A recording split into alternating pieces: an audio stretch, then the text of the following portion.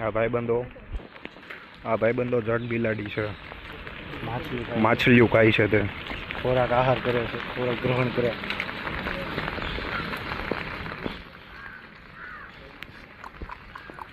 અને આ છે તે તેના ભાઈબંધો આવ્યો છે ખબર કાઢવા.